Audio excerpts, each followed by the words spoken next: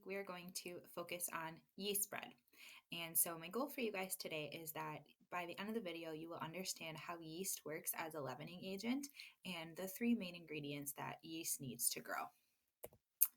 So, yeast products can be obviously loaf breads, cinnamon rolls, bagels, pretzels, monkey bread rolls, pizza crust, donuts, and the list goes on and on. But those are some of the main products that will feature yeast in them. So, looking at your home cooking lab for this week, you have two options to choose from. You could focus on making a yeast baked good. So, you could do a type of bread, cinnamon rolls, all of those things that are listed there. However, I realize not everybody just has yeast sitting at home, and it's been a little hard to find in the store lately. So, if you don't want to take that route, you can then do what I'm just going to call a pantry lab, where that is you can really cook, bake anything you want with ingredients you already have at home. So this could be a main entree, a side dish, a baked good, a dessert. The only stipulation, as always, is that it must be made completely from scratch. So again, if you're concerned about ingredients or have any questions about whether a recipe will meet the requirements, feel free to reach out to us and we will let you know. So again, either a yeast baked good or kind of an open pantry lab using whatever you have at home. So let's learn about yeast. So what is it? Well, yeast is actually a living fungus. It's a single cell fungi, and its scientific name is that lovely name right there. But it literally means sugar eating fungi, which will make sense as we learn more about it. So, yeast as a leavening agent. Yeast comes in many different types, but the most common one that is baked with is called active dry yeast. And so, basically, this yeast is dehydrated. It comes in like little granules, so it almost looks like beige sugar almost, and virtually it's sleeping. And for it to work as a leavening agent, we have to wake it up using a couple steps. So, this is typically what it looks like in the store. It either comes in a little package like this or in envelopes like this. So, to wake it up, yeast needs three things to wake up, but then also to activate and do its thing as a leavening agent. So, it needs a liquid in the form of moisture. So, milk or water are usually the two common ones. The liquid has to be the proper temperature. And so, it actually, yeast likes warmth. And so, anywhere from 105 to 115 degrees Fahrenheit is ideal there. And then you have to feed it, and it likes sugar. So, those are the three crucial things that need to be given to yeast for it to activate and then work as a leavening agent. So, why is temperature crucial to yeast? Well, if your temperature, your water, okay, is too hot, you will kill your yeast. Remember, these are little living things, and so if it's too hot, you literally will burn them alive. If it's too cold, your yeast will still activate, but it's not going to activate as fully. And so it's not going to give off the correct amount of carbon dioxide. So proper temperature is 105 to 115 degrees. If you don't have a food thermometer at home to take the temperature of the water, this is like slightly warmer than lukewarm water. So I don't have a food thermometer at home. And what I do is just kind of run my hand underwater until I'm like, oh, that's a little warm. It should not be burning hot. So this is a little experiment that I like to do to really show you kind of what goes on once you give the yeast the three things it needs.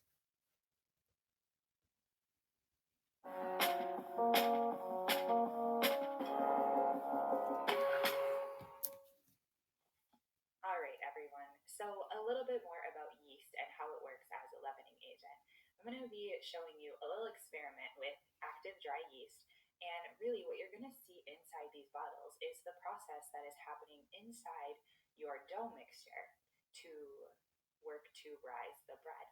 So with yeast, again, yeast needs three things. It needs food, and its food is sugar. It needs warmth, and it needs liquids. And so inside these bottles, I have cold water so far, and I have warm water. And this experiment is not only going to show you the process that's happening inside your dough to work to rise the dough, but it's also going to show you why the temperature is also really important as well. So here we go with the experiment. So like I said, I already have my water, so my cold again, and then my warm, which is slightly warmer than lukewarm, about 105 to 110 10, 15 degrees. Then I'm going to go ahead and put in 2 teaspoons of sugar in each one. And I'm going to swirl that around a little bit because I don't want the sugar just to get stuck to the bottom. All right, I'm just going to swirl. If the sugar gets stuck to the bottom, then the yeast that I'm going to put in next isn't necessarily going to be able to eat the sugar like it needs to. All right, I've mixed that around a little bit. Then I'm going to put my yeast, and I'm going to put in 2 teaspoons into each one. That wasn't quite a full one.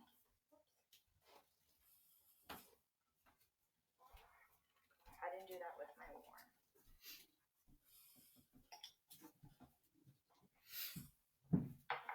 All right. So what we're going to see happen here is that the yeast is going to eat the sugar and it's going to produce carbon dioxide. And inside the dough, the carbon dioxide is what gets trapped and is what causes your bread to rise. So in order to capture that carbon dioxide, we're going to put some balloons on the top. And I'm just going to swirl this around again just to get everything combined, because I want to make sure that yeast can actually find that sugar and start to activate.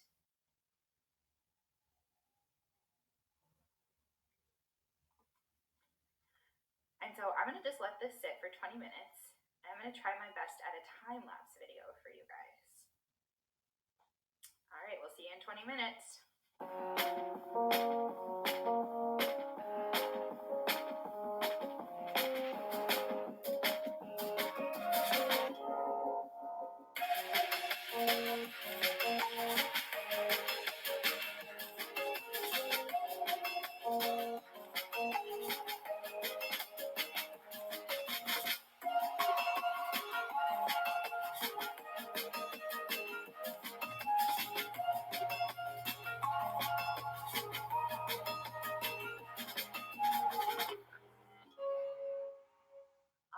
So it's been 20 minutes with our yeast experiment, and you can see the giant difference here.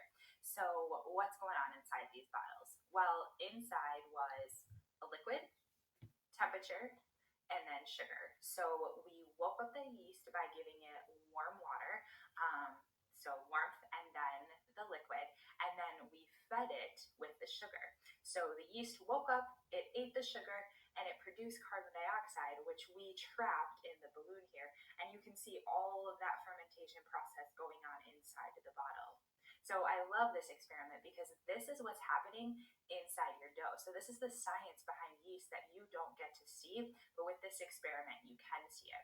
So our cold bottle here, it's still doing its thing. You can still see we have some carbon dioxide being created, but cold temperatures just don't activate the dough as well as the proper warmth does. So that is the science behind yeast. Again, I love this experiment because you get to see truly what's going on inside your dough and why yeast works as a leavening agent.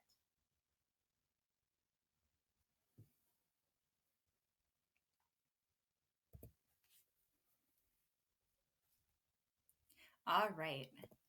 So just a little recap. Okay, so as yeast ate the sugar, it released the gas, carbon dioxide, and you got to see that in the balloon. And so that's a process called fermentation. Okay, and when it's actually in the dough, the carbon dioxide is trapped inside the dough, and then causes the bread to rise because it can't escape the dough. So there's 4 steps to making yeast products, and the first one is really what you just saw. It's letting that yeast activate and ferment, and then you typically add in your dry ingredients and you mix the dough. Then you knead it and you allow it to rise. Once it has risen, you punch down the dough. You typically shape it, and then sometimes it needs a second rise, and then you bake it. So, a couple things about each of those steps. An important concept here is kneading. So, you've heard me talk about this many times before. And again, this is just a process in which the dough develops gluten to give the dough its final shape, texture, and structure. And again, a little reminder for what gluten is there. But basically, gluten is that protein that forms when you mix flour with liquid, and it's responsible for the elasticity, shape, and texture of your bread. With yeast breads, you want to form a large amount of gluten, and that's why we knead. So you hear me say ferment, rise, and then proofing is also another term that is associated with yeast breads. They essentially mean the same thing. And so fermentation is just that time you give the yeast dough time for the yeast to activate and to rise. So typically this is done after you mix the dough together and then after you shape. And all it's doing is letting the yeast eat the sugar and convert that into carbon dioxide. So, proper fermentation, once you mix the dough together, mix it and knead it together, then you let it rise, you let it ferment. And so, here's just a couple tips to make sure that you ferment your dough correctly. So, what you can do is put the dough in a mixing bowl. You can cover it loosely with a damp, cloth or plastic wrap, but make sure you spray it with nonstick cooking spray before you cover it because it will stick if you don't. You want to make sure the dough is in a warm, draft free place. Okay, room temperature is a fine temperature for this step. If it happens to be in a cooler temperature, it will work. It's just going to take a lot longer. Typically, this takes about 1 to 2 hours, but just check your recipe for the exact time. Once your dough has fermented, then we get to punch down the dough. And so this is one of my favorite steps. But after that first rise time, you get to punch down the dough.